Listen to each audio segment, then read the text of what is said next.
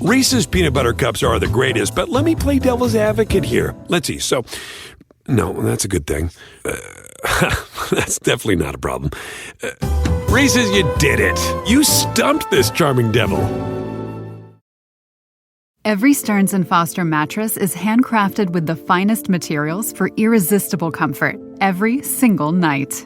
Now, save up to $800 on select adjustable mattress sets only at stearnsandfoster.com. Lesser savings may apply. From muddy jungle paths to snowy trails to rolling sand dunes, the 2024 Nissan Pathfinder is ready to take you to some of the most phenomenal destinations on Earth. In a Pathfinder, it's more than just the arrival. The real excitement comes from the ride to get there. With 7 drive modes, Pathfinder's available intelligent 4-wheel drive is built for some of the most epic journeys. So chase bigger, better, more exciting adventures in the 2024 Nissan Pathfinder. Intelligent 4-wheel drive cannot prevent collisions or provide enhanced traction in all conditions. Always monitor traffic and weather conditions. Welcome to Orioles on the Verge. This is Zach Spedden, joined as always by Bob Phelan and Nick Stevens. And on tonight's episode, we're going to check in on 2 of the hottest hitters in the Orioles minor league farm system and 2 of their top prospects in Coby Mayo and Samuel Basallo. We're going to dive into their performances a little bit later on. But first, Orioles on the Verge is brought to you by Bet Online, your number one source for all your summer sports this season, from MLB, golf, NBA, and NHL playoff stats. All the latest stats, news, and scores available to follow your favorite teams. Get the latest odds and lines, including the latest team matchups, player props, and odds on just about every sport out there. Head to the website today or use your mobile device to get in on the action. Bet Online, where the game starts. And as a reminder, we are going to be at Checker Spot Brewing this Saturday for our live show beginning at 2 p.m. If you have tickets to the Orioles game, stop by ahead of time. It's the perfect time to check in ahead of time, have a beer, watch our show, go to the game. If you don't have tickets to the game, stop by and hang out after the show, because Checker Spot's going to have the game on. It's a good place to catch all the action. We'll have a viewing party there. So whether you're a fan of the Orioles or you're going to be the guest splasher on Friday night and you need time to unwind and you want to talk about the Orioles a little bit, perfect time to stop by and check out the live show Saturday at 2 p.m. And as an added bonus, if you are a member of our Patreon community, check the Discord chat sometime between now and Saturday. There's going to be a password posted in there. Mention that password when you go up to the bar, and you will get a free beer. So again, the perfect way to unwind from being the ceremonial guest splasher on Friday night. Just saying. So you'll want to check that out. Orioles on the Verge, live at Checker Spot Brewing Company. Checker Spot is a short distance from Camden Yards, so look forward to that. Now we'll get into the main topic of this episode, which is that 2 of the Orioles' top prospects have been hitting the ball pretty well of late. Coby Mayo with the Norfolk Tides homered in 4 consecutive games over the past week. Samuel Basallo, meanwhile, after a little bit of a rocky start to this season, has started to heat up and came back from a scary situation where he's hit on the wrist on Thursday to play against Erie in Bowie series over the weekend and performed pretty well. So far, over his last 6 games, Basallo has homered 4 times, driven in 10, posted a 1260 OPS, and the walks have started to creep up a little bit. Still down from where they were last year, but he has started to show more patience at the plate. Meanwhile, Mayo has a case as maybe one of the best hitters in all of minor league baseball, not just the Orioles farm system. So far, hitting .309 with a 1,003 OPS, 11 homers, 32 RBIs, and 154 plate appearances. So I'll start with Bob here. And let's talk about Mayo first, because now that Jackson Holliday has been up and been sent down, it seems like Mayo is the prospect that Orioles fans are clamoring for, and for good reason. He's hitting the ball as well, if not better, than he ever has at any point in his minor league career. What else do you think he has to show at Norfolk before we see him in the majors? Coby Mayo, man, just nothing is holding him back. He's major league ready. Like, he should be up tomorrow. Improve this lineup. Ramon Arias, I know you went 2 for 3 with the hit by pitch on Sunday, but you got to go, bud, because Coby Mayo is just doing things in the minor leagues as I wait for my crappy computer to go back over to the Coby Mayo tab that I had open. I know he's got an 1100 OPS, 175 WRC plus since April 20th. He's been on a real heater since then, batting 310, 1109 OPS, as I was saying. ISO at 414. I mean, just insane. Striking out a lot. But like we've always talked about with Cowser, with his strikeout rate, who cares when you're doing damage like that? Literally, who cares? He's almost walking 11% since April 20th, so the walk rate is coming back up. I do think the defense is improving as the year goes on. I never thought it was all as bad as what some people might have assumed based on just the errors. What can he do? I mean, if it wasn't for the dozens of just notable prospects that the Orioles have brought up recently, I feel like Orioles fans would just be like losing their minds at what we have here. And we still have him. It's just a little more under the radar. It feels like no matter what he does, it's a little bit under the radar, but it's not going to be under the radar in a month or so when he's up in the major leagues and just crushing balls into oblivion over Baltimore.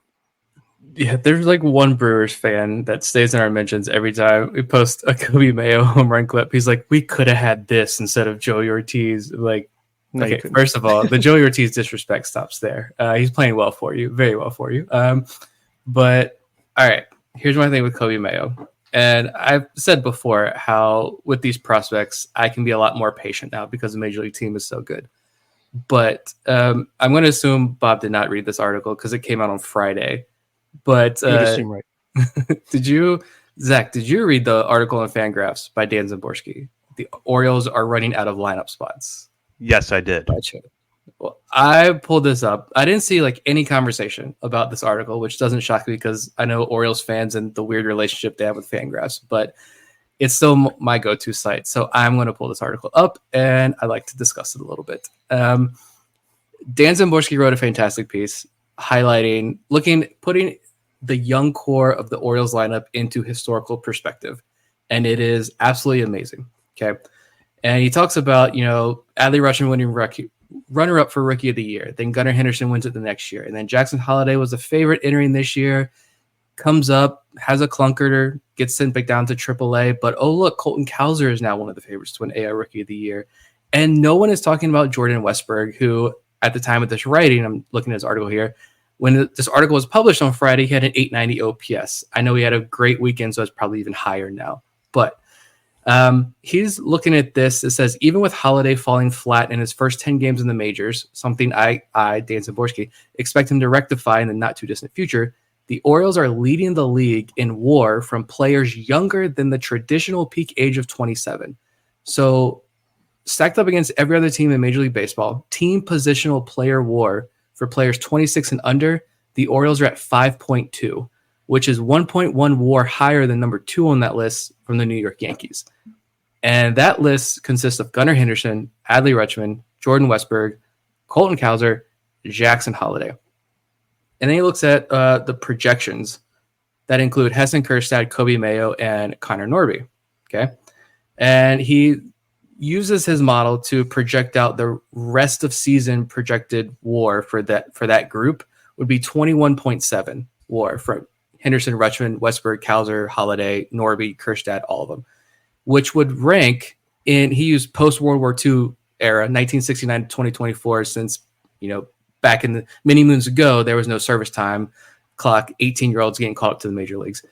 This Orioles young core and their projected 21.7 WAR for the remainder of the season would rank 5th all-time in baseball since 1969, behind the 88 Reds with Barry Larkin and Eric Davis and Paul O'Neill, the 87 Pirates with Barry Bonds, the 2016 Cubs, the 74 Reds with Johnny Bench, Dave Concepcion, and George Foster. Like, these are historic numbers that this young Orioles core is putting up right now and projects. Then he digs a little bit deeper and looks at just Coby Mayo, Heston Kjerstad, and Connor Norby, and posts their Zips rest of season projections. If they were to be called up to the majors right now, and you sim this out for the rest of the year, Coby Mayo would project a 2.5 WAR, 20 home runs, 25 doubles. Yeah, a lot of strikeouts, but a 2.5 WAR.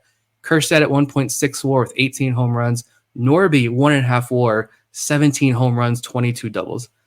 So his model would say that Coby Mayo, if you called him up right now, only hitting 243, but that's okay because almost 50 extra base hits, 2.5 WAR, well above average. All three, he's saying, project as league average or better if they started in the majors right now. When I pull up Ramon Arias page, I'm going to do it. You all know the numbers, but we need to say it out loud. Yes, we need to say it out loud here. Also, I don't care that he won a Gold Glove. Good for him. Put it on your mantle and show everybody. Show the Jehovah's Witness that knocks on your door. Be like, look, I won that. Now go away. I would be doing that. But I don't care that he won a Gold Glove. He has a 1.9% walk rate. He's hitting 196. He has a WRC plus of 50, and he's worth negative 0.2 WAR so far. I can understand keeping Austin Hayes around, right? I get it. I'm fine with that. I get why you feel comfortable having Ramon Arias on the roster as well. You can play multiple positions. You probably do trust. In fact, I would imagine the Orioles, it's not crazy to say the Orioles probably do trust Ramon Arias' defense better than Mayo's.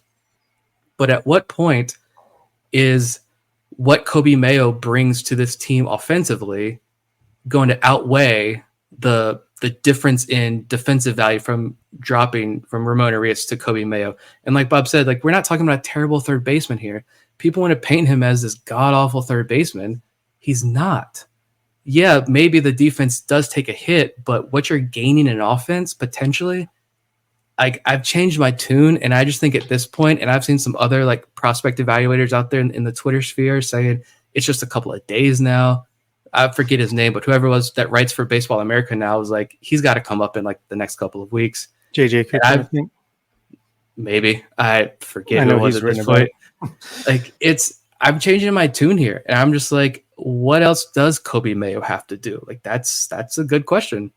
Because I think all the data seems pretty clear, but again, it is that trust factor. I do get that. Like, but this kid, that Batman, that could really be a potentially special bat. If Coby Mayo is in any other system, well, not every system, but in how many other systems, if Coby Mayo is your top prospect, are you waiting to build your franchise around him, or are you waiting for him to reach the majors and then you hit go on getting out of your rebuild? Like, and in the Orioles, it's just like, he's just another guy. He's just another prospect in this organization. But I've changed my tune. You've got to bring Coby Mayo up, I think, soon, like real soon. I think he could be a pretty big difference maker here for this team. Yeah, I agree. I think that it's getting to the point where you have to figure out how you're going to fit Mayo into the lineup, because he brings right-handed power that, in terms of raw power, there's not an Orioles hitter who can match what Mayo does on the roster right now. There just isn't from the right side. The left side is a different story, but from the right side, no one can match Mayo's raw power. I think really what it's going to, and this is the same for every Orioles prospect that has come up so far, there needs to be that runway where you feel like you're comfortable running him out for an extended period of time, see how he adjusts, and go from there. The Orioles thought that they had that runway with Jackson Holliday earlier this year, but they felt like at the end of that he had things he needed to work on. He was sent down. Now, if you look at some other players that have come up in recent years, whether it's Adley Rutschman or Gunnar Henderson, their situations were a little bit different. If Mayo does come up, he's going to be under a lot of pressure because this Orioles team is winning. And if he takes the roster spot of a veteran like Ramon Arias, who's DFA'd, and it's not an IL situation, but he's DFA'd, that adds to the pressure. But do I think Mayo can handle it? Absolutely, I think he can. So they got to look to bring him up sooner rather than later. And go ahead, Nick. Jorge Mateo, like, he's playing well right now. I think I don't want people to fall into that trap that we fell into like first half last year, where I think I even made the comment like, am I going to start drafting Jorge Mateo in like second half best ball drafts? Like, I might. I don't want to fall into that trap again, but like, all right, you get rid of Ramon Arias and you bring Coby Mayo up to play third base. That's what he's going to play. You still got Mateo there. What if Mayo does come up and he does struggle and you have to send him back down like Holiday? There's nothing wrong with that. It very well could happen. That's okay. But you still got Jorge Mateo there who can play second base. You can slide Westberg back over. He can play third base. If Ramon Arias is gone, you guys send Mayo back down. You put Westberg at third. You have Mateo playing more second base. You can find somebody to fill that void for a couple of weeks there until Holiday. Maybe by that point, Holiday's ready to come back up, and you plug Holiday back in at second base, slide Westberg over to third base. I think because of that, I mean, if you need to, worst comes to worst, Nick Maton's about done with his minor league rehab. Plug him up for a couple of days. I don't care. You got to bring him up at some point because Ramon Arias, like, thank you for your service. I respect what you've done, but like that Coby Mayo doesn't give a damn about that wall out in left field. It was Baseball America who, if you look at his metrics this year, Coby Mayo is putting up 80 grade power. 80 grade power. The scale doesn't go any higher. Like, let's do it already. Yeah, and people said when Holiday was sent down, how long till he comes back? How long till he comes back, do you think? To me, he ain't coming back before Coby Mayo makes his major league debut and gets his shot to do what Holiday got a chance to do earlier in the year, a few weeks ago, obviously. I just think, Mateo, like you're saying, I think we all bit into that April hype a little bit too much last year, but he does more things well than Arias. I think he's a better bench player, better fit for the current roster. Yeah, I'm going to start pounding the table if he's not up by this time next week, I think. Reese's peanut butter cups are the greatest, but let me play devil's advocate here. Let's see. So, no, that's a good thing. That's definitely not a problem. Reese's, you did it. You stumped this charming devil. From muddy jungle paths to snowy trails to rolling sand dunes, the 2024 Nissan Pathfinder is ready to take you to some of the most phenomenal destinations on Earth. In a Pathfinder, it's more than just the arrival. The real excitement comes from the ride to get there. With 7 drive modes, Pathfinder's available intelligent 4-wheel drive is built for some of the most epic journeys. So chase bigger, better, more exciting adventures in the 2024 Nissan Pathfinder. Intelligent 4-wheel drive cannot prevent collisions or provide enhanced traction in all conditions. Always monitor traffic and weather conditions. When your space has the long-lasting, noticeable scent of Airwick Vibrant Essential Mist, you'll want to invite everyone over. From book club to reality TV watch parties, even the in-laws. It smells amazing. Airwick Vibrant Essential Mist is infused with 2 times more essential oil versus regular Airwick Essential Mist for our most authentic, nature-inspired fragrance experience. Airwick Vibrant Essential Mist is perfectly portable and effortlessly easy. The way fragrance should be. Now that's a breath of fresh Airwick. For the ones who work hard to ensure their crew can always go the extra mile, and the ones who get in early so everyone can go home on time, there's Grainger, offering professional-grade supplies backed by product experts so you can quickly and easily find what you need. Plus, you can count on access to a committed team ready to go the extra mile for you. Call, click Grainger.com, or just stop by. Grainger, for the ones who get it done. I'm of the mindset that Mateo is a perfectly fine role player who has settled into a role that is tailor-made for him. Bounce around a little bit, come up and hit against left-handed pitching. Otherwise, he's mostly on the bench and available as a late-inning defensive replacement or a pinch runner. I think that is a perfect role for him. I don't want to see him go anywhere anytime soon. So it is probably Arias who would become expendable at that point. But I'll move on now to Samuel Basallo. And Basallo has had kind of a tough start to the season on multiple levels. The elbow injury kept him from catching early on, and then his offensive performance through the first week or so was kind of middling. We weren't really seeing the power. Strikeouts were up, walks were way down. But now all of a sudden we're starting to see the Samuel Basallo that we saw last year. If you look at Bowie's series against Erie, Basallo appeared in 4 games last week, belted 2 home runs in that span. And big credit to him for coming back from a tough situation where he hit on the wrist by a pitch on Thursday night, visibly in a lot of pain. We weren't sure how soon we were going to see him back on the field after that. He comes back out the next night and goes 1 for 4 and then wraps up the series with a 2 for 5 performance on Sunday. So Bob, I'll start with you here. Do you think that Basallo, and not to mention, by the way, he's back behind the plate catching again, do you think that he's turning a corner here where we're going to start to see the Samuel Basallo that we saw last year? Absolutely. Yeah, I think we mentioned it in that first episode we did after the season started, that, or at least I said that I think this is just, early season struggle, quote unquote, a few games. And realistically, I almost feel like you can throw out the first 7 games of the season for him. I mean, obviously you literally cannot, but he had a delayed spring training. He had a weird spring training.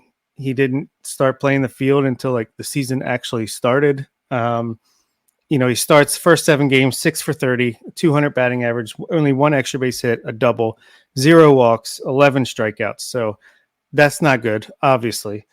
Since then, he's gone on to hit 292 with an 887 OPS, 149 WRC plus, 262 ISO, and where 11 strikeouts and 30 at bats is a pretty high strikeout rate. His strikeout rate since then is 20.3, much more in line with what we would expect from our boy Sammy B.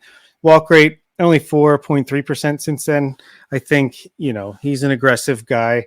I think his walk rate got better as last year went on, and maybe that will be the case here as well. But there's a weird thing going on with this organization as a whole, especially at the major league level when it comes to the walk rate that we would expect from certain guys. So, and I have a theory on that in the Discord that it seems intentional, but who knows what that is, because obviously it hasn't affected the offense. It's one of the best offenses in baseball despite that. But back to Samuel Basallo, I think basically I'm almost treating the first week or so of the season as like a continuation of his spring training, just getting loose, getting back in the swing of things. And now that he's up and running and back to full speed here, catching, playing first base, he looks every bit the part I would expect to look, at least, on the past week, again, just based on highlights and box scores. But yeah, I'm excited to see him continue to grow throughout the season like he did last year, and how high he can go.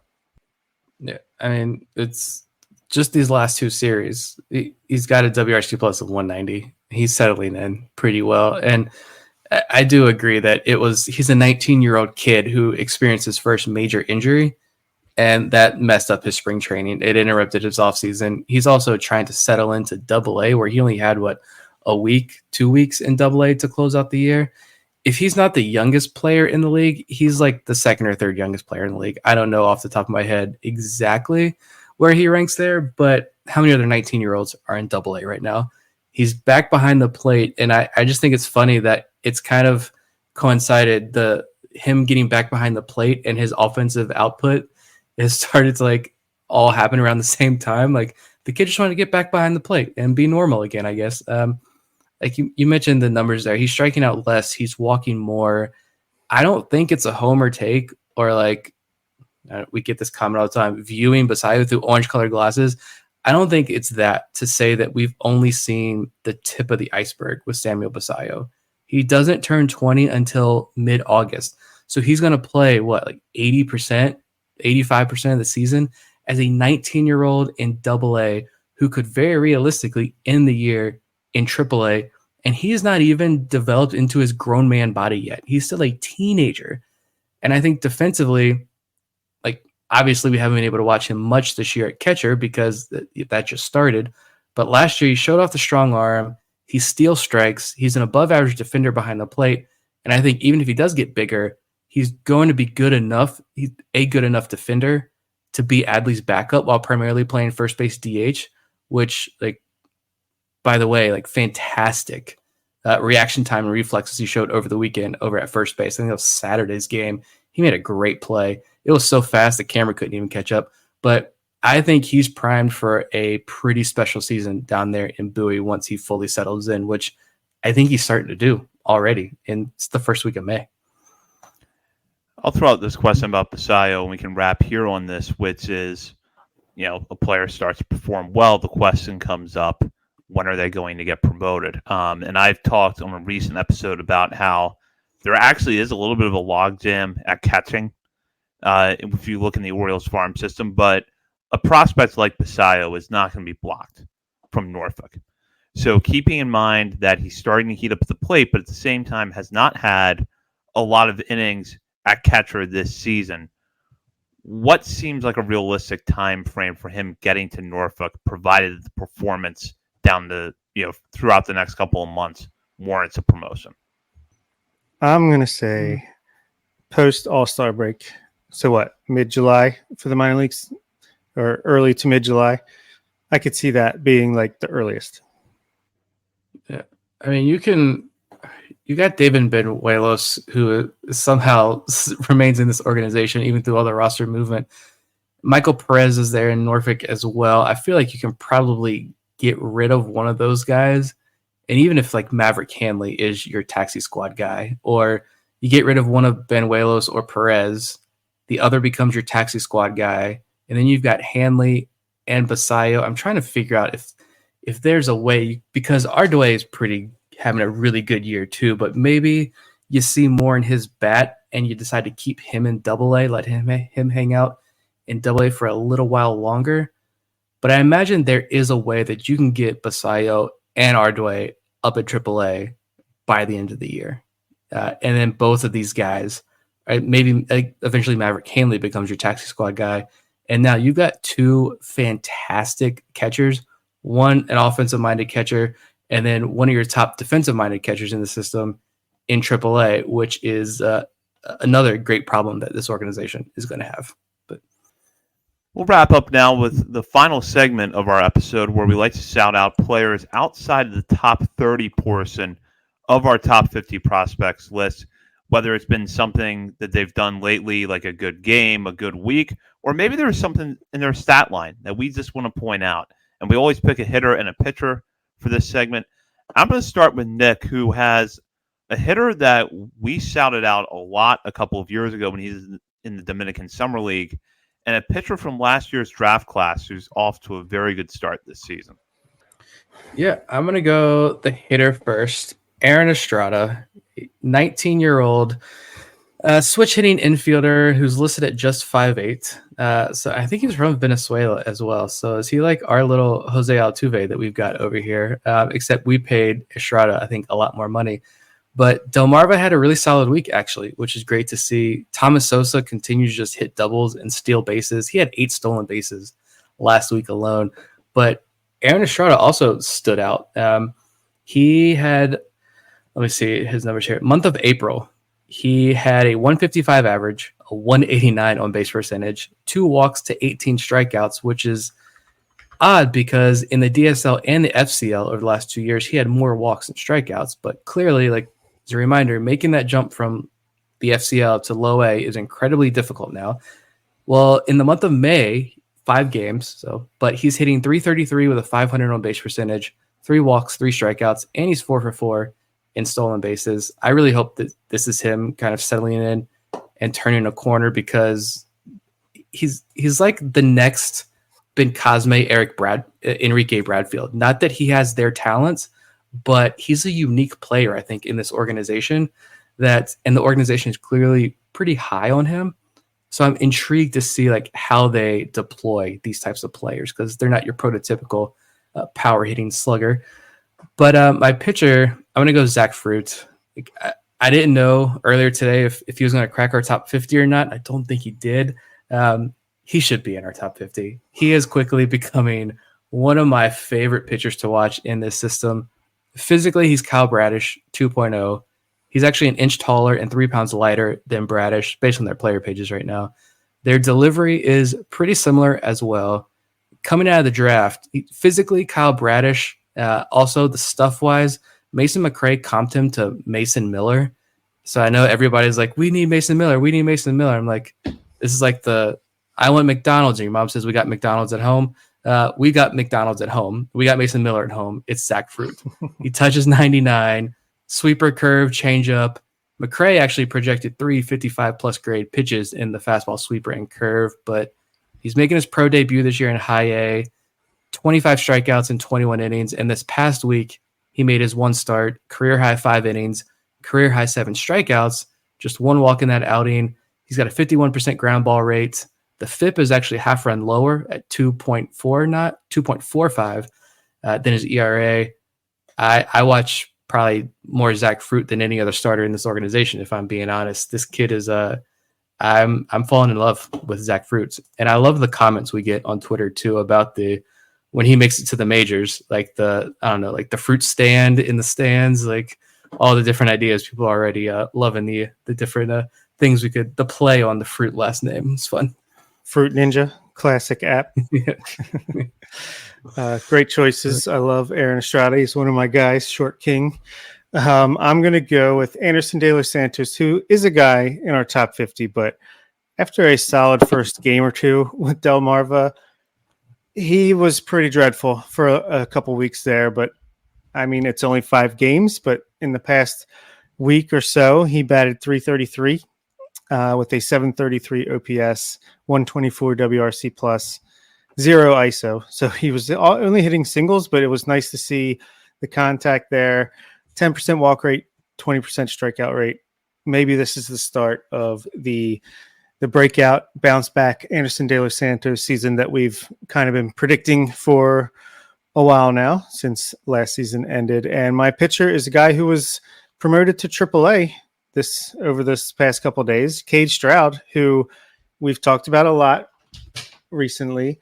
That was John Muley's guy a couple years ago, and it finally seems to be happening. 26 years old, so obviously not a spring chicken, but now that he's in AAA, he's one step away from the majors. The big thing with him was always the walks, and he only has 1 walk allowed so far this season, 10 1/3 innings pitched, 11 strikeouts. Obviously, I think he's got that really fast fastball, high velocity fastball, can touch triple digits, but I feel like he's relying on it a lot less this year. And he has really nasty breaking stuff as well, and he's going to that more often. And maybe that was the key to unlock the success that some people thought was coming for the past few years now. But I think Cade Stroud, he could be a guy that makes the majors this year and maybe is a high-octane arm to pair with Felix Bautista as soon as next year, once Bautista's back on the mound. Yeah, Stroud and Cameron Weston both earning recent promotions. Weston from Aberdeen to Bowie, and then Stroud from Bowie to Norfolk. Both of them well-deserved. And I agree that Stroud right now is making a case to be a relief option later in the year. I'm going to start my hitter, Anthony Servideo, who had a really good series for Bowie against Erie last week. He appeared in 4 games and hit safely in all 4 of them. And his best game was actually on Saturday, when he went 3 for 4 with a home run. In fact, he homered in back-to-back games. So a good run for him. And then for my pitcher, I'm going with Braxton Bragg. We've talked about Delmarva's pitching staff a lot to this point in the season, but Bragg has not been mentioned to this point, I don't believe. And what's interesting about him is that his first outing of the year was really bad. 5 runs given up in an inning and a third, 2 walks, 2 strikeouts, hit a batter, surrendered a home run. Since then, he has walked just 1 batter, has not given up a home run, and the strikeouts have been piling up along the way as he's fanned 23 batters in 14 2/3 innings pitched.